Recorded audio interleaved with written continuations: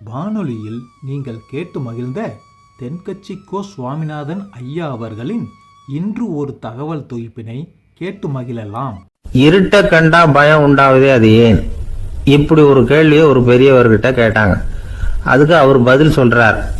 மனிதனுடைய ஆதிகால வாழ்க்கையில தொற்றி கொண்ட பயம் இது வேரூன்றி இருக்குது, இன்னமும் போகல. 50,000 வருஷங்களுக்கு முன்னாடி மனுஷன் குகைகள்ல வாழ்ந்தான்.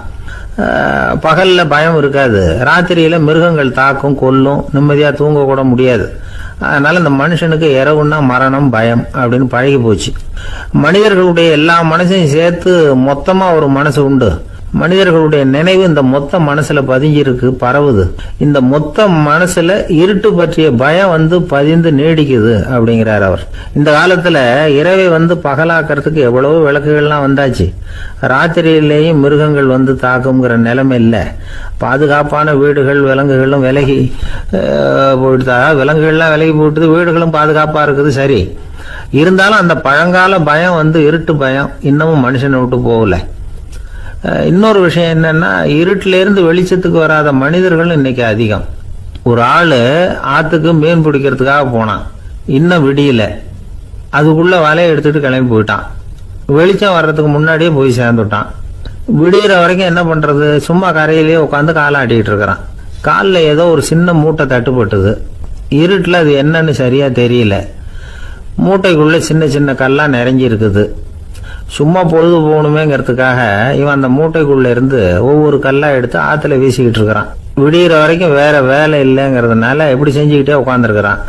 கிழக்க மெதுவா வெளிச்சம் தெரிய ஆரம்பிச்சது. பொழுது விடியறதுக்கான அறிகுறி. இதுக்குள்ள அந்த மூட்டையில இருந்த எல்லா கல்லையும் எடுத்து வீசி எறிஞ்சுட்டான். கடைசியா ஒரே ஒரு கல் மட்டும்தான் கையில பாக்கி இருந்தது. வெளிச்சம் வந்ததும் அந்த கல்லை பார்த்தான், அப்படியே திகைச்சு போயிட்டான். அடடா, இது வரைக்கும் தெரியாம தப்பு பண்ணிட்டோமே அப்படின்னு நினைச்சான். ஏன் தெரியுமா? அவன் கையில இருந்தது வெறும் கல் இல்ல, விலை வசந்த ரத்தன கல். அது இருட்டுல என்னன்னு புரியாததுனால மூட்டையில இருந்த எல்லா ரத்தன கல்லையும் ஆத்துல வீசி எறிஞ்சிருக்கிறான். இப்போ அவனுக்கு அழுகையே வந்துடும் போல இருந்தது. வாழ்க்கையை வசதி ஆக்கிக்கிறதுக்கான வாய்ப்பு அவனுக்கு இருந்தது. இருந்தாலும் இருட்டுல அதை இழந்துட்டான். அந்த வகையில அவனுக்கு கொஞ்சம் அதிர்ஷ்டம் இருந்திருக்குது. அதாவது ஏதோ ஒரு வகையில் இருந்திருக்குது. அதனாலதான் அந்த கடைசி கல்ல எரியறதுக்குள்ள வெளிச்சம் வந்துட்டுது. பல பேருக்கு அந்த அளவு கூட அதிர்ஷ்டம் வர்றதில்லை. எல்லாத்தையும் வீசினதுக்கு அப்புறம் தான் வெளிச்சம் வரும். என்னென்னு விவரம் தெரியாமலே எழுந்திரிச்சு வந்துருவாங்க. வாழ்க்கைங்கிறது ஒரு பெரிய புதையல். அதை புரிஞ்சிக்காம மனுஷன் அதை வீசி எரிஞ்சுக்கிட்டு இருக்கான் அப்படிங்கிறது தான் பெரியவங்க கருத்து. சில பேருக்கு புரிஞ்சுக்கிற நேரம் வரும், அதுக்குள்ள வாழ்நாள்லாம் ஓடி போயிருக்கும். அதுக்கப்புறம் என்ன பண்றது? நம்மால் ஒருத்தன் கையில் ஒரு சின்ன பையோட வந்துகிட்டு இருந்தான். பை உள்ள ஏகப்பட்ட நகைகள், ரத்தன கல் எல்லாம் இருக்கு. வந்துகிட்டு இருந்தவன் திடீர்னு அந்த பையை அப்படியே ஒரு குளத்துல வீசி எறிஞ்சுட்டான். மகான்கள் தான் இப்படி பற்று இல்லாம இருப்பாங்க. என்னங்க இது, விலை மதிப்புள்ள அந்த பையை இப்படி குளத்துல வீசி எறிஞ்சுட்டீங்களே, இதுக்கு என்ன அர்த்தம் அப்படின்னு கேட்டார் அவன் கூட வந்தவர். அவன் மெதுவா இவர் காதோட காதா சொல்றான். ஒரு போலீஸ்காரர் பின்னாடி வந்துகிட்டு இருக்கிறார், அவர் போனதுக்கு அப்புறம் இதை எடுத்துக்குவேன் அப்படிங்கிறான். ஒரு சின்ன பையன் என்னை தேடிட்டு ஓடி வந்தான். ஒரு கதை சொல்லுங்கன்னா, சொந்தமா எதுவும் தெரியாத என்ன, உங்களுக்கு சொந்தமா எதுவும் தெரியாதுன்னு எனக்கும் தெரியும் அப்படின்னா. இந்த பையன் அடிக்கடி என்கிட்ட கதை கேட்கிறவன். அதனால என்னோட ரகசியம்லாம் அவனுக்கு அத்துப்படி. அதனால தான் அவ்வளவு தெளிவா அடிச்சு விடுறான். சரி, இப்ப என்ன செய்யலாம்னு, பழைய கதை ஏதாவது ஒன்று சொல்லுங்களேன்னா. உனக்கு கிருஷ்ண தேவராயரை தெரியுமான்னு.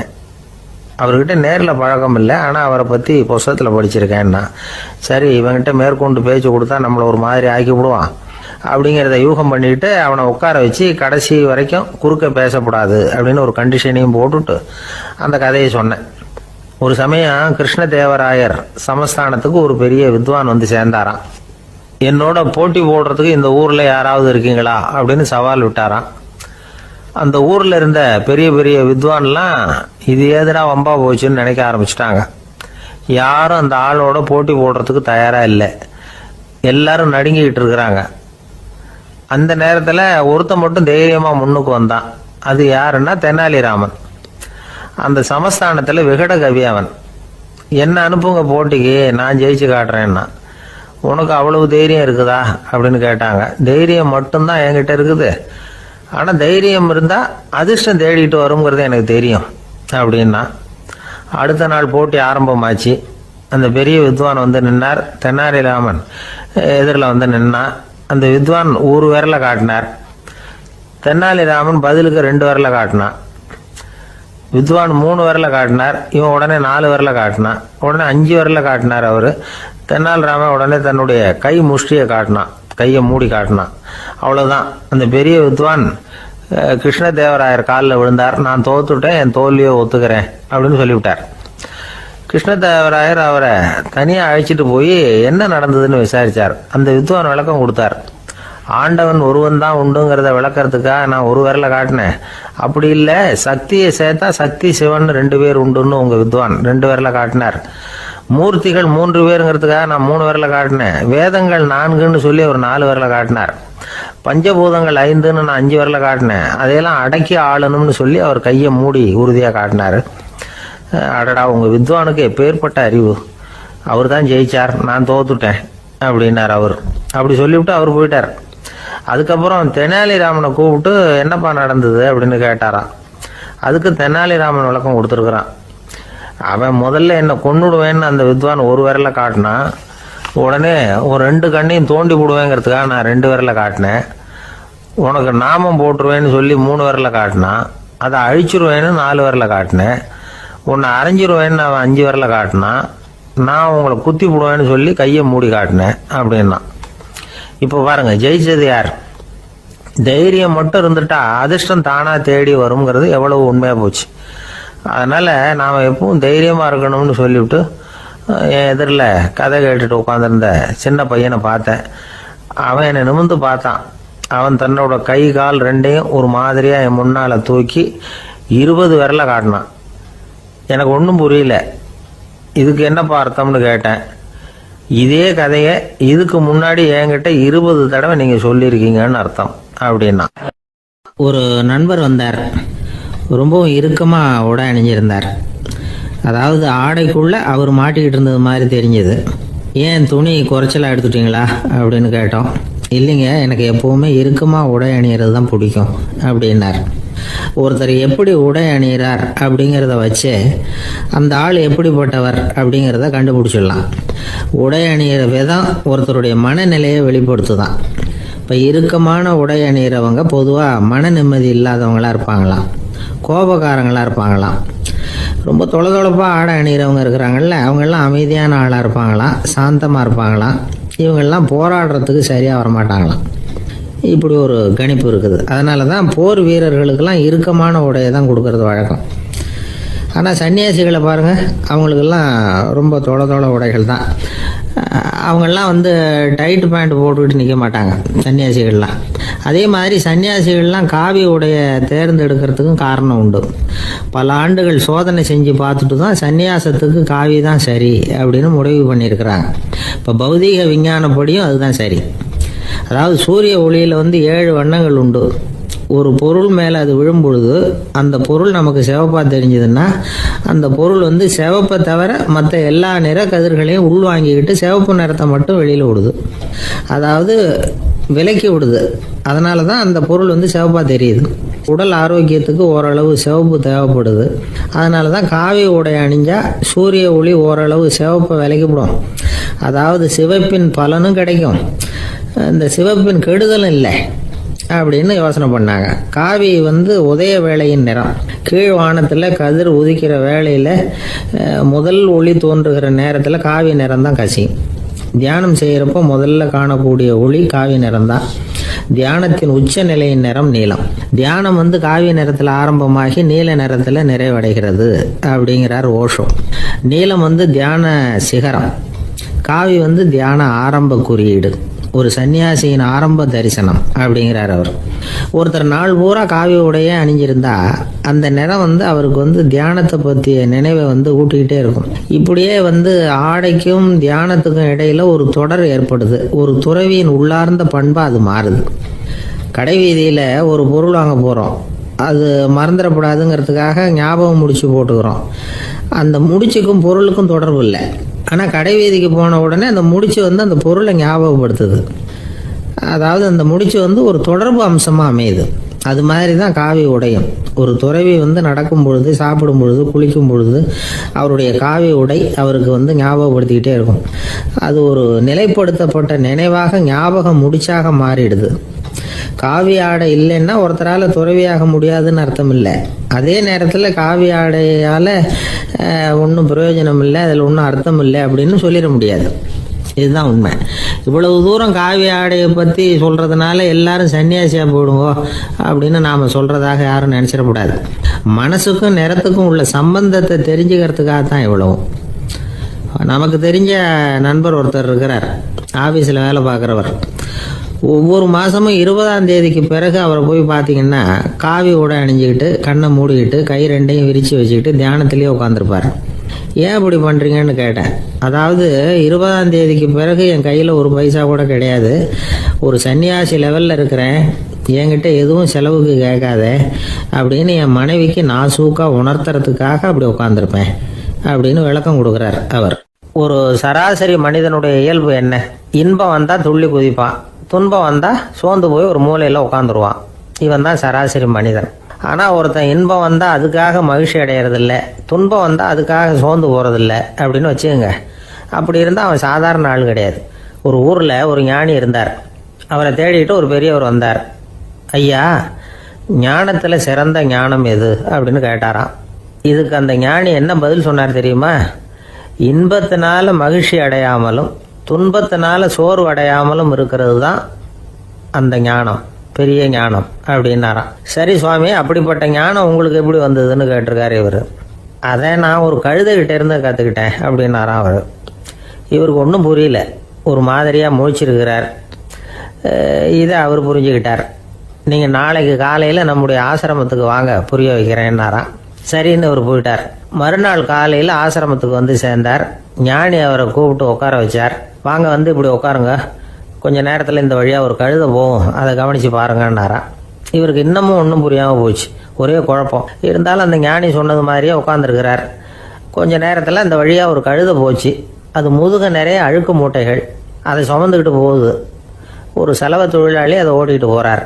கொஞ்சம் தூரத்தில் ஒரு ஆறு இருக்குது, அங்கே போய் துணியெல்லாம் சுத்தப்படுத்திக்கிட்டு சாயந்தரமாக திரும்பி இந்த வழியாகவே வருவாங்க. ஞானி சொன்னது மாதிரியே இந்த பெரியவர் அழுக்கு மூட்டையை சுமந்துக்கிட்டு போகிற அந்த கழுதையை கவனித்தார். கழுதை போயிட்டுது. அதுக்கப்புறம் ஞானியை திரும்பி பார்த்தார். இப்போ அந்த ஞானி சொன்னார், சாயந்தரம் வரைக்கும் நீங்கள் இங்கேயே இருக்கணும்னார். அதே மாதிரி இவர் இருந்தார். சாயந்தரமாக அந்த ஞானி சொன்னார், ஐயா, இப்போ கொஞ்ச நேரத்தில் அந்த கழுதை இந்த வழியாக திரும்பி வரும், அதையும் கவனித்து பாருங்கன்னார். இவரும் கவனித்து பார்க்குறார். கழுதை வந்தது. அது முதுகில் சலவை செய்யப்பட்ட துணி மூட்டை, அது பாட்டுக்கு சுமந்துக்கிட்டு போய்கிட்டு இருக்குது. பெரியவருக்கு ஒன்றும் புரியல, பொறுமை இழந்துட்டார். சரி சுவாமி, இந்த கழுதைக்கும் உங்கள் ஞானத்துக்கும் என்ன சம்பந்தம் அப்படின்னார். இப்போ அந்த ஞானி விளக்கினார். ஐயா, இந்த கழுதை இதே மாதிரி தினமும் காலையில் அழுக்கு மூட்டைகளை சுமந்துக்கிட்டு ஆற்றுக்கு போகுது, மாலையில் வெண்மையான சுத்தமான துணிகளை சுமந்துக்கிட்டு திரும்பி ஊருக்கு போகுது. காலையில் இது போகும் பொழுது முதுகில் அழுக்கு மூட்டைகளை சுமந்துக்கிட்டு போகிறோமேங்கிற வருத்தமும் அதுக்கு கிடையாது. சாயந்தரம் திரும்பி வரும்பொழுது சுத்தமான துணிகளை சுமந்துக்கிட்டு வர்றோமேங்கிற மகிழ்ச்சி அதுக்கு இல்லை. இதை பார்த்து தான் நானும் அது மாதிரி ஞானத்தை கற்றுக்கிட்டேன் அப்படின்னாராம். அதனால் யார் கற்றுக் கொடுக்குறாங்க அப்படிங்கிறத விட எதை கற்றுக்கிறோம் அப்படிங்கிறது தான் முக்கியம். ஒரு சினிமா பார்க்குறோம், ஒரு அருவி கொட்டுறது மாதிரி காட்சி வருது, தண்ணீர் வழியுது. படம் முடிஞ்சதும் பார்த்தீங்கன்னா அந்த திரை என்ன நனைஞ்சு போயாருக்கும். ஒரு தீப்பிடிச்சு எரியிற காட்சியே சினிமாவில் பார்க்குறீங்க, காட்சி முடிஞ்சதும் அந்த வெண் திரையே கருகி போயாருக்கும். படத்தில் வர்ற தண்ணீரும் நெருப்பும் அந்த திரையை பாதிக்கிறது இல்லை. நாம் அந்த திரை மாதிரி இருக்கிறதுக்கு கற்றுக்கணுமா. அந்த பக்குவம் வந்துவிட்டதுன்னா இன்பமும் துன்பமும் நம்ம எதுவும் செய்யாது. ஒரு சினிமாவை பார்க்குற வரைக்கும் சிரிக்கலாம், அழலாம். பார்த்துட்டு வெளியில் வரும்பொழுது அழுதுகிட்டே வரக்கூடாது. ஒருத்தர் வந்தார், அப்படி படம் முடிஞ்சு வெளியில் வரும்பொழுது அருவி மாதிரி கண்ணீர் சிந்திக்கிட்டே வரார். ஏன் சார், படம் அவ்வளவு சோகமா அப்படின்னு கேட்டார். இன்னொருத்தர், இல்லை சார், கூட்டம் ரொம்ப குறைச்சல் சார், மொத்தம் படம் பார்க்க வந்தவங்களே 15 பேர் தான் சார் அப்படின்னார் கண்ணீரை தொடச்சிக்கிட்டே. அதுக்கு நீங்கள் ஏன் சார் அழறீங்கன்னு கேட்டார் அவர். இந்த படத்தோட தயாரிப்பாளரே நான் தான் சார் அப்படின்னாரா இவர். என்னை விட யோகியன் இந்த உலகத்தில் வேற யாரும் இல்லை சார் அப்படின்னார் ஒருத்தர். அவரை விட அயோக்கியன் வேற யாரும் இருக்க முடியாதுங்கிற முடிவுக்கு கேட்டவங்க வந்துட்டாங்களாம். மனுஷனுக்கு இருக்கிற ஒரு மிகப்பெரிய குறையே தன்கிட்ட இருக்கிற குறை அவனுக்கு தெரியாமல் போகிறது தான். ஆனால் அடுத்தவங்கிட்ட இருக்கிற குறை அவனுக்கு தெளிவாக தெரிஞ்சிடும். ஒரு ஒட்டகம் ஒரு கொக்கை பார்த்து ஒரு கேள்வி கேட்டுதான். என்ன கேள்வி தெரியுமா? உன் கழுத்து ஏன் இப்படி வளைஞ்சு போயிருக்குது அப்படின்னு கேட்டிருக்கு. இதுக்கு உடம்பே வளைச்சல். இது போய் கொக்கை கிண்டல் பண்ணுது. இன்னைக்கு மனித சுபாவமும் கிட்டத்தட்ட இப்படி தான் இருக்குது. இந்த உலகத்தில் குறையில்லாத மனிதர்கள் யாரும் கிடையாது, நாம் உள்பட. அப்படிங்கிறத முதல்ல நாம் நல்லா புரிஞ்சுக்கணும். ஒரு ஊரில் ஒரு விற்பனை நிலையம் இருந்தது. செல்ல பிராணிகளை விற்பனை செய்கிற நிலையம் அது. நாய், கிளி, பூனை இப்படி நிறைய வச்சு விற்பனை பண்ணிகிட்டு இருக்கிறாங்க. நாய்க்குட்டி விற்பனை செய்கிற பகுதியில் ஒரு சிறுவன் நின்றுக்கிட்டு இருந்தான். விற்பனை செய்கிற ஆளுகிட்ட விலை கேட்டுக்கிட்டு இருந்தான். அதுவும் இருக்குதே, அந்த நாய்க்குட்டி என்ன விலை அப்படின்னு கேட்டானா. 1000 ரூபா அப்படின்னாரான். சரி, அது வேணாம், இது என்ன விலைன்னு இருக்கான். 500 ரூபா அப்படின்னாரான். இந்த சின்ன பையன் கையில் வச்சுருந்தது வெறும் 50 ரூபா தான். அதனால் இதை விட குறைச்சலாக கிடைக்குமான்னு பார்த்துருக்கான். அந்த கடையில் ஒரு மூலையில் சரியாக கவனிக்கப்படாமல் ஒரு நாய்க்குட்டி படுத்து கிடந்தது. பாவமாக கத்திக்கிட்டு இருந்தது. அதை பார்த்ததுமே இவனுக்கு அது ரொம்ப பிடிச்சி போச்சு. உடனே அந்த கடைக்காரரை பார்த்து, அதுவும் அந்த மூலையில் படுத்து கிடக்குதே, அந்த நாய்க்குட்டி என்ன விலை அப்படின்னு கேட்டிருக்கான். தம்பி, அது ஒரு கால் ஊனம், அதனால் அது உன்னோட குதித்து விளையாடவோ ஓடுறதோ அதால் முடியாத காரியம் அப்படின்ட்டுருக்கார் அவர். அது தெரிஞ்சுதாங்க கேட்குறேன், அதோட விலை என்ன, அதை மட்டும் சொல்லுங்களேன் அப்படின்ட்டுருக்கான். தம்பி, இது கால் ஊனம் உள்ள ஒரு நாய். இதை போய் காசு கொடுத்து வாங்கிறதுக்கு யாராவது பிரியப்படுவாங்களா? இதை நான் உனக்கு இலவசமாகவே தர்றேன், எடுத்துகிட்டு போ அப்படின்னாரான். இதை கேட்டதும் அந்த சிறுவனுக்கு கோபம் வந்துட்டு தான். நீங்கள் ஒன்றும் சும்மா கொடுக்க வேணாம், இந்தாங்க 50 ரூபா, இதை வச்சுக்கிட்டு நாய்க்குட்டியை கொடுங்க அப்படின்ட்டுருக்கான். அவருக்கு ஒன்றும் புரியல, ஆச்சரியமாக இருந்தது. சரின்னு பணத்தை வாங்கிட்டு நாய்க்குட்டியை தூக்கி கொடுத்தார்.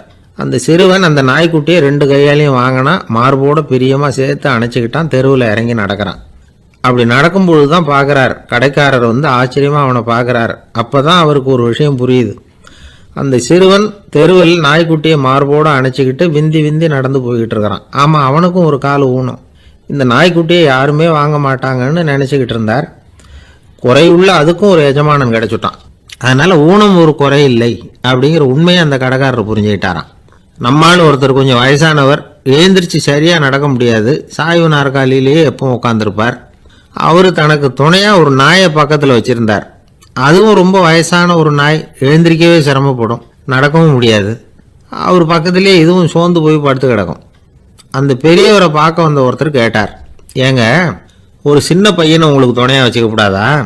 இந்த நாயை உங்களுக்கு பாதுகாப்பாக வச்சுருக்கிறீங்களே, உங்களுக்கு ஒரு ஆபத்துன்னா இது எப்படி உங்களுக்கு உதவ முடியும் அப்படின்னார்.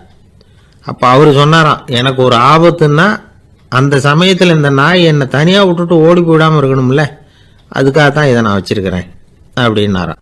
ரொம்ப நாளைக்கு முன்னாடி ஒரு நாள் கோவலன் நாடகம் நடந்தது. எங்கள் மதுரையில் நடந்தது. அதில் ஒரு முக்கியமான கட்டம், கண்ணகி கிட்ட சிலம்பை வாங்கிக்கிட்டு அதை விற்கிறதுக்காக மதுரை நகருக்கு புறப்படுறான் கோவலன். அந்த சமயத்தில் கண்ணகி பாடுற மாதிரி ஒரு நாடக பாடல், நாடக ஆசிரியர் எழுதினது. அது என்ன பாட்டுன்னா, மா பாவியோர் கூடி வாழும் மதுரைக்கு மன்னா போகாதீர் என்று அப்படின்னு ஆரம்பிக்கும் அந்த பாட்டு. இதுதான் அந்த பாட்டு. இதை கண்ணகி மேடையில் பாடின உடனே கூட்டத்தில் சலசலப்பு. நம்ம ஊர்லேயே நமக்கு முன்னாடியே நின்றுக்கிட்டு மா பாவியோர் கூடி வாழும் மதுரை அப்படின்னு சொல்கிறாங்களே, என்ன தைரியம் அப்படின்னு எல்லாம் குழப்பம் பண்ண ஆரம்பிச்சிட்டாங்க. மக்கள் சத்தம் போட ஆரம்பிச்சிட்டாங்க. எதிர்ப்பு குரல் அது பாட்டுக்கு வர வர அதிகமாக போட்டுது. கொண்டுக்கிட்டு வா அந்த நாடக ஆசிரியரை, எழுதுனது யார் அப்படின்னு ஒரே சத்தம், கூச்சல். வேறு வழி இல்லை. மெதுவாக மேடைக்கு வந்தார் அந்த நாடக ஆசிரியர். 4 பக்கத்தில் இருந்தும் கேள்வி கணைகள். மக்களை பார்த்து கொஞ்சம் அமைதியாக இருங்கோ அப்படின்னு சொல்லிவிட்டு தன்னுடைய விளக்கத்தை சொல்ல ஆரம்பித்தார் அந்த நாடக ஆசிரியர். மா அப்படின்னு சொன்னால் திருமகளாகிய லட்சுமி அப்படின்னு அர்த்தம். பா அப்படின்னா கலைமகளாகிய சரஸ்வதி. வி அப்படின்னா மலைமகளாகிய பார்வதி. மா பாவியோர் அப்படின்னா திருமகளும் கலைமகளும் மலைமகளும், இவங்க மூவரும் அப்படின்னு அர்த்தம். இந்த 3 பேரும் வாழ்கின்ற மதுரை புனிதம் நிறைந்தது, சகல செல்வங்களும் நிறைஞ்சது. அப்படிப்பட்ட ஊரில் நான் அணிந்து கொள்ளும் இந்த சாதாரண சிலம்பை யார் வாங்கிக்குவாங்க அப்படிங்கிற எண்ணத்தோடு தான் கண்ணகி அப்படி சொல்கிறா. அதை நினச்சி தான் நான் எழுதினேன். ஆகவே மதுரையை ரொம்ப சிரமப்படுத்தணும், ரொம்ப மோசமாக எழுதணும் அப்படிங்கிற எண்ணம்லாம் எனக்கு கிடையாது, பெருமைப்படுத்தணும்னு நினச்சி தான் அப்படி எழுதினேன் அப்படின்னு விளக்கம் கொடுத்தாராம். இந்த விளக்கத்தை கேட்டதும் எல்லாரும் ரொம்ப சமாதானம் ஆயிட்டாங்களாம். இப்படி விளக்கம் கொடுத்த அந்த நாடக ஆசிரியர் யார் தெரியுமா? அவர்தான் தமிழ் நாடக உலகின் முதல் ஆசான் சங்கரதாஸ் சுவாமிகள். அவருக்கு நகைச்சுவை உணர்வும் அதிகம். 1920ஆம் ஆண்டு திருநெல்வேலியில் அவர் தங்கியிருக்கிறார் நாடகம் நடத்துறதுக்காக. அவர் தங்கியிருந்த வீட்டில் கொசு மூட்டைப்பூச்சி அதிகமாக இருந்திருக்கு. அவரால் தூங்கவே முடியல. அவர் அனுபவித்த தொல்லைகள் ஒரு பாட்டாக உருவாச்சு. வேடிக்கையாக ஒரு பாட்டு எழுதினாராம். மூட்டையும் கொசுவும் ஒரு வீட்டிலே மீட்டிங் போட்டால் முன்னே நிற்க யாரால் முடியும்? கொசு மோகன ராகம் போல சத்தம் போட்டு முன்னே நின்று செய்திடும் யுத்தம். இதை மறுநாள் நாடகத்தில் கோமாளி வேஷம் போட்ட ஒரு சிறுவனை விட்டு பாட வச்சிருக்காரு. எல்லாரும் சிரித்து ரசித்தாங்களாம். சங்கரதாஸ் சுவாமிகள் கல்யாணமே பண்ணிக்கல, துறவி மாதிரியே வாழ்ந்திருக்கார். தமிழ் நாடக கலைக்கு தன்னையே அர்ப்பணம் பண்ணிட்டவர் அவர். 1922 நவம்பர் மாதத்தில் ஒரு நாள் புதுச்சேரியில் அவர் வாழ்க்கை முடிஞ்சுது. அப்போ அவருக்கு வயசு 55. சங்கரதாஸ் சுவாமிகள் நாடக ஆசிரியர் மட்டும் இல்லை, மேடை நாடக இயக்குனர், தயாரிப்பாளர். அவரே ஒரு சிறந்த நடிகர். ஒரு தடவை சாவித்திரி நாடகத்தில் இவர் யமதர்மனா வேஷம் போட்டு நடிச்சிருக்கிறார். நாடகம் பார்த்துக்கிட்டு இருந்த கருவுற்ற ஒரு பெண்மணிக்கு பயத்தினால அங்கேயே குழந்தை பிறந்துட்டு தான். அந்த நிகழ்ச்சிக்கு அப்புறம் இவர் இந்த வேஷம் போடுறப்போலாம் ஜனங்களுக்கு முன்கூட்டியே எச்சரிக்கை கொடுக்க ஆரம்பிச்சிருவாராம். அதாவது அப்படி யாராவது பயப்படுறவங்க இருந்தால் கொஞ்சம் கண்ணை மூடிங்க அல்லது எழுந்திரிச்சு போடுங்கன்னு. நடிப்புன்னா அப்படிலாம் இருக்கணும். இந்த காலத்தில் நடிகர் ஒருத்தர் சொன்னார், சார் நான் இந்த நாடகத்தில் நடிக்கிறப்போ முகத்தில் நவரசங்களையும் காட்டி நடித்தேன், உணர்ச்சிகளை எல்லாம் நல்லா காட்டி நடித்தேன். அப்படி இருந்தும் ஜனங்கள் கல்லை எடுத்து மேடையில் வீசிவிட்டாங்க சார் அப்படின்னார். நாடகத்தில் உங்களுக்கு என்ன வேஷம் அப்படின்னு கேட்டாங்க. அது செத்து கிடக்கிற பணமாக நடித்தேன் சார் அப்படின்னார். 2 பேர் சுவாரஸ்யமாக பேசிகிட்டு இருக்கிறப்போ குறுக்க புகுந்து தொந்தரவு பண்ணுறதுக்குன்னே சில பேர் இருப்பாங்க. அது ரொம்ப இடைஞ்சலாக இருக்கும். இதே மாதிரி மின்காந்தம் கூட குறுக்க புகுந்து தொந்தரவு பண்ணும். கடைசியில் அது ஒரு பெரிய இடைஞ்சலில் கொண்டாந்து விட்டுரும்.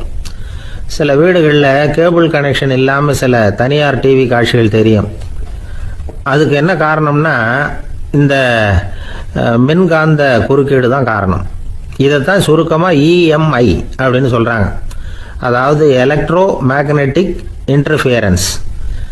இது ஏற்படக்கூடிய இடங்கள் எது எதுன்னு எடுத்துக்கிட்டால் அது ஒரு பெரிய பட்டியலாகவே போயிடும்.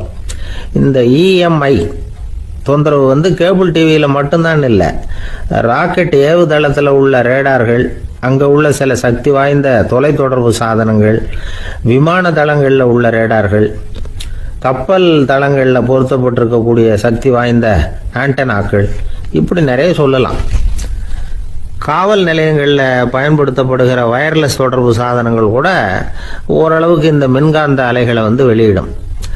நம்ம வீட்டில் உட்காந்துக்கிட்டு ரேடியோ கேட்டுக்கிட்டு இருப்போம் அல்லது டிவி பார்த்துக்கிட்டு இருப்போம். அந்த சமயத்தில் பக்கத்து தெருவில் ஒரு மோட்டார் சைக்கிள் அல்லது காரு, குறிப்பாக பெட்ரோல் இன்ஜின், அது போகிறப்போ அதில் உள்ள மின்கலத்தில் அதாவது மேக்னட்டோ பேட்டரியிலிருந்து வெளிப்படுகிற மின்காந்த அலை இங்கே டிவியிலையும் ரேடியோவிலையும் கரகரப்பை உண்டு பண்ணும். சரி, இது பெருசாக என்ன இடைஞ்சலை உண்டு பண்ணிட போகுது அப்படின்னு நாம் அலட்சியமாக நினைக்கலாம். வயசானவங்களுக்கு மறதி நோயின்னு ஒன்று வரும்ல, அல்ஷமீர், அதாவது மூளையில் உள்ள செல்கள் செயலிழந்து போயிடுறது. அது செய்ய வேண்டிய வேலையை மறந்துடும். மனைவியே எதிரில் நின்னா கூட உன்னை எங்கேயோ பார்த்தது மாதிரி தெரியுதே அப்படின்னு சொல்லிட்டு இருப்பாங்க. அப்படி ஒரு மறதி. இந்த விசித்திரமான நோய்க்கு இதுவரைக்கும் மருந்தே இல்லைன்னு வேற சொல்கிறாங்க. இந்த மைக்ரோ ஓவன் அப்படின்னு சொல்லக்கூடிய சமையல் அடுப்புகள் கூட மின்காந்த அலைகளை வெளியிடுது. சமயத்தில் சில தொழிற்சாலைகளில் கூட பெரிய விபத்துக்களை இந்த EMI உண்டு பண்ணிவிடும். இதை பற்றி தீவிரமாக சிந்திக்க ஆரம்பித்ததே ஒரு விபத்துக்கு பிறகு தான். அமெரிக்காவுக்கும் வியட்நாமுக்கும் இடையில போர் நடந்தது. அந்த சமயம் அமெரிக்காவுக்கு சொந்தமான விமானம் தாங்கி கப்பல் ஒன்று வியட்நாமை தாக்கிறதுக்கு தயாராக ஏவுகணைகளோட கடலில் நிறுத்தி வைக்கப்பட்டிருந்தது. தற்செயலாக அந்த பகுதியில் கப்பல் தொலைத்தொடர்பு பகுதிக்கு அருகில் ஊடுருவிய அந்த சக்தி வாய்ந்த ரேடியோ அலைகள் ஏவுகணையில் இருந்த மின்னணு சர்க்கியூட்டை பூர்த்தி செஞ்சு வச்சுட்டுது. அவ்வளவுதான், ஏவுகணை அங்கேயே வெடித்து செதறி போச்சு. 130 பேர் அந்த இடத்துலயே உடல் கருகி செத்து போட்டாங்க. ஏகப்பட்ட பொருள்கள் நாசம். இந்த விபத்துக்கான காரணம் என்னங்கிறத உடனடியாக யாராலையும் கண்டுபிடிக்க முடியல. ரொம்பவும் கடுமையாக முயற்சி பண்ணி கடைசியாக கண்டுபிடிச்சாங்க, இது இந்த EMI வேலை தான் அப்படின்னு. மின்னணு தொலைபேசிகள் இருக்கு, இதில் பேசும்பொழுது நம்ம காதை அதாவது செவியை ஊடுருவக்கூடிய மின்காந்த அலையானது மூளைக்கு போய் அங்கே மூளை கட்டிகளை உருவாக்க ஊக்கம் கொடுக்குது அப்படின்னு வேற கண்டுபிடிச்சிருக்கிறாங்க. இந்த இஎம்ஐ ரொம்ப குறைஞ்ச மின்காந்த அழுத்தத்தில் நமக்கு எந்த பாதிப்பையும் ஏற்படுத்துறதில்லை. மின்காந்த அலைகள் அழுத்தத்தோடு இருக்கிற இடங்களில் ரொம்ப நேரம் இருந்தோம்னா நம்ம உடம்பின் வெப்பநிலை 2 டிகிரி செல்சியஸ் வரைக்கும் அதிகரிக்குதாம். அதனால் வெப்பநிலையை சீராக்கிறதுக்கு இதய துடிப்பும் அதிகரிக்குது. இப்படிலாம் கண்டுபிடிச்சிருக்கிறாங்க. இப்பெல்லாம் இந்த மின்காந்த குறுக்கீடுகளை தடுக்கிறது எப்படி அப்படின்னு விஞ்ஞானிகள் யோசனை செய்ய ஆரம்பிச்சிருக்கிறாங்க. இந்த விஷயத்தில் அலட்சியமாக இருந்தோம்னா எதிர்காலத்தில் நிறைய பேருக்கு இந்த ஞாபக மறதி நோய் வந்துடும். அப்புறம் அது ரொம்ப கஷ்டமாக போயிடும். ஒரு குடும்ப தலைவர் தன் மனைவியை பார்த்து, யார் நீ, உன்னை எங்கேயோ பார்த்தது மாதிரி இருக்குதே அப்படின்னு சொல்லிக்கிட்டு இருந்தார். உடனடியாக அவரை போய் பார்த்தேன். வாங்க டாக்டர்கிட்ட போகலாம் அப்படின்னு. அவர் என்னை தனியாக அழைச்சிட்டு போய் காதோட காதாக மெதுவாக சொல்கிறார், இதை பாருப்பா, என் கையில் பணம் இல்லாத போகலாம் அப்படி மறதி நோய் வந்துட்டது மாதிரி நடிச்சுக்கிட்டு இருப்பேன், அவ்வளவுதான், அதை நீ கண்டுக்காத அப்படின்னார். ஒருத்தர் வேகமாக நடந்து போகிறார். கடைத்தெருவில் ஒரு ஸ்வீட்டு கடையை பார்க்குறார். உடனே சடன் பிரேக் போட்டது மாதிரி நிற்கிறார். ஒரு ஸ்வீட் வாங்கி சாப்பிடலாமேன்னு மனசு சொல்லுது. டாக்டர் வேணாம்னு சொல்லியிருக்கிறார், உடம்புக்கு ஒத்துக்காது, அதனால் அது வேணாம்னு சொல்லுது அறிவு. இவர் மனசு சொல்கிறத கேட்கல, அறிவு சொல்கிறபடி கேட்குறார். அதனால் மறுபடியும் வேகமாக அங்கேருந்து நடந்து போயிடுறார். அவர் நல்ல மனுஷனுக்கு அறிவும் இருக்குது, உணர்ச்சியும் இருக்குது. எதுக்கு எடுத்தாலும் உணர்ச்சி வசப்பட்டுக்கிட்டு இருக்கக்கூடாது, அறிவு வசத்தில் நாம் இருக்கணும். அப்போ தான் நாம் நல்லபடியாக வாழ முடியும். இல்லைன்னா அவஸ்தை தான். மகாபாரதத்தில் சந்தனுன்னு சொல்லி ஒரு அரசன் வர்றான். அவன் ஒரு சமயம் அறிவு வசப்படாமல் உணர்ச்சி வசப்படுறான். அதாவது ஒரு நாள் கங்கை கரையில் ஒரு அழகான பொண்ணை பார்க்குறான். இவனுடைய மனசு அவகிட்ட போயிடுது. அவளை கல்யாணம் பண்ணிக்கிறதுக்கு ஆசைப்படுறான். அந்த பொண்ணு சரின்னு சம்மதிக்கிறா. ஆனால் ஒரு நிபந்தனை போடுறா. அந்த நிபந்தனைக்கு சம்மதம்னு சொன்னாதான் உன்னை கல்யாணம் பண்ணிக்குவேன்னு சொல்றா. சரி, அவ போட்ட நிபந்தனை என்ன தெரியுமா? இது மாதிரி, நான் உங்க மனசு புண்படுற மாதிரி எந்த காரியம் பண்ணாலும் நீங்க என்ன ஏன்னு கேட்கக்கூடாது, நான் செய்யற காரியத்தை தடுக்கவும் கூடாது. அப்படி நீங்க செஞ்சா அடுத்த கணமே நான் உங்களை பிரிஞ்சு போயிடுவேன். இதுதான் அந்த பொண்ணு போட்ட நிபந்தனை. சந்தன அரசன் இந்த நிபந்தனையை ஒத்துக்கலாமா? இதை அறிவுபூர்வமாக யோசிச்சிருந்தா இதுக்கு கட்டுப்பட்டுருக்க மாட்டான். இந்த நிபந்தனைக்கு நான் சம்மதிக்க மாட்டேன்னு தான் சொல்லியிருக்கணும். ஆனால் அவன் அந்த நேரத்தில் உணர்ச்சி வசத்தில் இருந்தான். அதனால நீ என்ன சொன்னாலும் சரின்னு ஒத்துக்கிட்டான். அப்புறம் கல்யாணம் பண்ணிக்கிட்டான். இதனால என்ன ஆச்சு? 7 பச்சை இளம் குழந்தைகளை பிறந்த உடனே அவன் கங்கையில் தூக்கி எறிஞ்சி கொல்லக்கூடிய கோர காட்சியை இவன் ஒன்று பின்னாடி ஒன்றா பார்க்க வேண்டியதாக போச்சு. கடைசியில் 8வது குழந்தை பிறந்ததுன்னா அவனுடைய அறிவு மேலோங்குது. அந்த கொடிய செயலை தடுத்து நிறுத்துறான். அந்த 8வது குழந்தை தான் பின்னாடி பீஷ்மர் ஆகிறார். ஒரு பக்தி பிரசங்கத்தில் ஒரு பேச்சாளர் இந்த விஷயத்தை சொல்லிவிட்டு இன்னொரு விஷயமும் சொன்னார். அது என்னன்னா, சந்தனும் மன்னன் அறிவுக்கும் உணர்ச்சிக்கும் நடுவில் அகப்பட்டு தவிச்சதுனால அவன் வம்சத்தில் வந்த கௌரவர்கள் உணர்ச்சி வசப்பட்டாங்க, பாண்டவர்கள் அறிவு வசப்பட்டாங்க அப்படின்னு சொன்னார். மனுஷனுக்கு உணர்ச்சியை விட அறிவு மேலோங்கி இருக்கணுங்கிறது சரிதான். ஆனால் அந்த அறிவை எப்படி உபயோகப்படுத்துகிறோங்கிறது முக்கியம். ஒருத்தர் சொன்னார், சார், இன்னைக்கு கோயம்புத்தூரில் ஒரு கல்யாணம், அதுக்கு நான் போக முடியலேன்னு நினைக்கும் பொழுது மனசுக்கு ரொம்ப வருத்தமாக இருக்குது சார் அப்படின்னார். ரொம்ப உணர்ச்சி வசப்பட்டார். அதுக்காக கவலைப்படாதீங்க சார், ஒரு வாழ்த்து தந்தி கொடுத்துருங்களேன் அப்படின்னார் இன்னொருத்தர். அது எப்படி சார் முடியும்னார் அவர். நான் தானே சார் கல்யாண மாப்பிள்ளை அப்படிங்கிறார் அந்த ஆள். ஒரு கணவன் மனைவி எப்போ பார்த்தாலும் அவங்க 2 பேருக்கும் இடையில சண்டை வந்துக்கிட்டே இருந்தது. இதில் என்ன ஆச்சரியங்கிறீங்களா? நான் அதுக்காக சொல்ல வரல, இது வேற விஷயம். அதாவது சண்டை போடாமல் இருக்கிறதுக்கு வழி சொல்கிற தகவல் இது. நான் சொன்ன அந்த கணவன் மனைவி எப்படின்னா, கணவன் ஒரு வார்த்தை சொன்னால் மனைவி கிட்டேருந்து 2 வார்த்தை பதிலாக வரும். இதுக்கு கணவன் கிட்டேருந்து 4 வார்த்தை பதிலாக வரும். இப்படி வார்த்தைகள் பெருகி போய் கடைசியில் வம்புல முடியும். அந்த அம்மா பொறுத்து பார்த்தாங்க, அவங்களால தாக்கு பிடிக்க முடியல. பக்கத்து வீட்லேயே ஒரு கணவன் மனைவி இருந்தாங்க, அவங்களுக்குள்ள சண்டை வர்றதில்லை. அது எப்படி அவங்களால மட்டும் சண்டை போடாமல் இருக்க முடியுது அப்படின்னு இந்த அம்மாவுக்கு ஆச்சரியம். ஒரு நாள் நேராக பக்கத்து வீட்டு அம்மாக்கிட்டே போய், ஏம்மா, நீங்கள் எப்படி கணவனும் மனைவியும் சண்டை போட்டுக்காமல் இருக்கிறீங்க, அது எப்படி முடியுது உங்களால் அப்படின்னு கேட்டாங்க. அதுக்குன்னு ஒரு மருந்து இருக்குது, அதை சாப்பிட்டா சண்டை வராது அப்படின்னாங்க அவங்க. சரிங்க, அந்த மருந்தை அவர் சாப்பிட மாட்டேன்னு சொல்லிட்டா என்ன பண்ணுறது அப்படின்னு கேட்டிருக்கிறாங்க இவங்க. அந்த மருந்து அவருக்கு இல்லைம்மா, உனக்கு தான் அப்படின்னாங்களாம் அவங்க. அப்படியா, அப்படின்னா கொடுங்க, ரொம்ப நல்லதாக போச்சு. அதை எப்படி சாப்பிட்றதுங்கிற விவரத்தையும் சொல்லுங்கள், எங்கே அது கிடைக்குங்கிறதையும் சொல்லுங்கள், வாங்கிக்கிறேன் அப்படின்னு கேட்டாங்களாம் இவங்க. வேறு எங்கேயும் போய் வாங்க வேண்டாம், என்கிட்டயே இருக்க அந்த மருந்து அதில் கொஞ்சம் தர்றேன், வாங்கி வச்சுக்க. உன் வீட்டுக்காரர் உன்னோட சண்டையை ஆரம்பிக்கிறப்போலாம் நீ இந்த மருந்தில் ஒரு அவுன்ஸ் வாயில் ஊற்றிக்கணும். அதை உடனே குடிச்சிடக்கூடாது, ஒரு 5 நிமிஷமாவது அது வாயில் இருக்கணும், அதுக்கப்புறம் குடிச்சுடலாம் அப்படின்னு சொல்லி ஒரு பாட்டில் மருந்தை இந்த அம்மா கிட்ட கொடுத்து அனுப்புனாங்களாம். மருந்தை எடுத்துக்கிட்டு இந்த அம்மா வீட்டுக்கு வந்திருக்கிறாங்க. வீடு பூட்டி இருந்ததுனால கணவன் வந்து வாசல்லையே காத்துக்கிட்டு இருக்கிறான். மனைவியை கண்டதும் சண்டை போட ஆரம்பிச்சிட்டான். வீட்டை பூட்டி விட்டு எங்கே போய் தொலைஞ்ச, எவ்வளோ நேரமாக ஒரு மனுஷன் வாசல்லையே காத்துட்டு கிடக்கிறது, அப்படி இப்படின்னு கத்த ஆரம்பிச்சிட்டான். மனைவி இதுக்கு பதிலே சொல்லலை.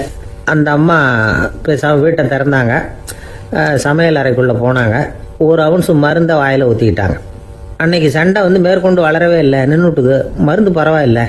அதுக்கப்புறம் பல சந்தர்ப்பங்களில் சண்டை வரும் போல் இருக்கிற போலாம் இந்த மருந்து அதை நிறுத்தியிருக்கு.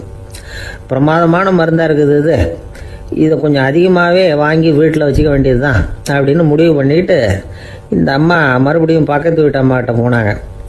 எவ்வளவு விலையானாலும் சரி, நான் காசு கொடுத்து வாங்கி வச்சுக்கிறேன், எந்த கடையில் இருக்குது இந்த மருந்து சொல்லுங்க அப்படின்னு கேட்டாங்க. இந்த மருந்துக்கு விலையே கிடையாதுங்க, இலவசமாகவே கிடைக்கும்னாங்களாம் அவங்க. அது எப்படி விலையில்லாமல் இதை விற்க முடியுது அப்படின்னு கேட்டாங்களாம் இவங்க. அது மருந்தாக இருந்தால் தானே விலை வைக்கிறதுக்கு, அது வெறும் தண்ணி தானே அப்படின்னாங்களாம். வெறும் தண்ணியாக சண்டையை நிறுத்துது அப்படின்ட்டு இருக்காங்க இவங்க. அது சண்டையை நிறுத்தலை, உன்னோட மௌனம் தான் சண்டையை நிறுத்துது. நீ வாயில் தண்ணியை வச்சுக்கிறதுனால எதிர்த்து பேசுறதில்ல, அதனால் உன்னுடைய கணவர் கோபம் வந்து சாந்தமாயிடுது அப்படின்னாங்களாம் அவங்க. இந்த கதையிலேருந்து சண்டையை நிறுத்துகிற மருந்து எதுன்னு தெரிஞ்சுக்கிட்டோம் இல்லையா. ஒருத்தர் என்ன பண்ணார், பாட்டிலில் வந்து தண்ணியை ஊற்றி வச்சுக்கிட்டு அவர்கிட்ட வர்றவங்களுக்கெல்லாம் இதை சிபாரிசு பண்ணலாம்னு நினச்சிக்கிட்டு உட்காந்துருந்தார். ஒரு அம்மா வந்தாங்க. இதை கேட்டுவிட்டு இதையே ஒரு மருந்து மாதிரி கொடுக்கலாம்ங்கிறது அவர் முடிவு. அதனால் பாட்டிலில் தண்ணி அடைச்சி வச்சுக்கிட்டு அதில் கலருக்காக என்னத்தையோ ஒரு ஜீரகம் அது மாதிரி எதையாவது கலந்து வச்சுக்கிட்டு ஒரு மருந்து மாதிரி ஒரு பாவனையில் வச்சுக்கிட்டு உட்காந்துருக்காரு. யாராவது வீட்டில் சண்டைன்னா என்கிட்ட வாங்க மருந்து தரேன்னு. ஒரு அம்மா வந்தாங்க. எனக்கும் என் வீட்டுக்காரருக்கும் அடிக்கடி சண்டை வருதுங்க அப்படின்ட்டு இருக்காங்க. கவலைப்படாதம்மா, நான் ஒரு மருந்து தரேன்னு சொல்லி வீட்டுக்குள்ளே போய் ஒரு பாட்டில் எடுத்து வந்து கொடுத்தாரு. பாட்டிலில் இருக்கிறது என்னங்கிறத சொல்லிவிட்டு அது பேரில் மரியாதை வராது இல்லையா, அதனால் சொல்லலை. அந்த அம்மா வாங்கிட்டு போனாங்க. 4 நாள் கழித்து திரும்பி வந்தாங்க. என்னம்மா வீட்டில் சண்டை நின்று போச்சான்னு கேட்டிருக்காரு இவர். அங்கே நின்று போச்சுங்க, இப்போ உங்ககிட்ட ஆரம்பமாக போகுதுன்னாங்களாம். என்னம்மா அப்படின்ட்டுருக்காரு அவர் பயந்து போய். இப்போ என்னங்க நீங்கள் என்ன மருந்து கொடுத்துருக்குறீங்க என்னங்க அப்படின்னாங்களாம் கோபமாக. அது வெறும் தண்ணி தானே அப்படின்ட்டுருக்காரு இவர். தண்ணியாக இது நல்லா பாருங்கள் அப்படின்னு அந்த பாட்டிலில் நீட்டினாங்களாம். இவர் வாங்கி பார்த்துருக்காரு. அப்புறம் தான் விஷயம் புரியுது அவருக்கு. இவர் கை தவறுதலாக அவங்க வீட்டில் இருந்த மண்ணெண்ணெய் பாட்டில் எடுத்து அவர்கிட்ட கொடுத்துருக்குறாங்க. அப்புறம் என்ன ஆகும், சண்டை வராமல். ஒரு அழகான கடற்கரை, சுற்றுலா பயணிகள் நிறைய பேர் அங்கே வந்து போகிறது வழக்கம். சனி ஞாயிறு கூட்டம் அதிகமாக இருக்கும். அதோட விளைவு என்னங்கிறது அடுத்த நாள் தான் தெரியும். ஆமாம், அந்த கடற்கரையை சுத்தப்படுத்துகிற தொழிலாளிகள் திங்கட்கிழமை ரொம்ப சிரமப்படுவாங்க. சனி ஞாயிறு வந்த கூட்டம் கடற்கரை பூராவும் காலி ஐஸ்கிரீம் கப்புகளை வந்து வீசி எறிஞ்சிட்டு போயிருக்கும். ஆயிரக்கணக்கான கப்புகள் அங்கே பரவலாக கிடக்கும். அதையெல்லாம் பொறுக்கி எடுத்து சுத்தம் பண்ணி ஆகணும். இதனால் திங்கட்கிழமை வேலைக்கு வர்றதுக்கு எல்லோரும் பயப்படுவாங்க.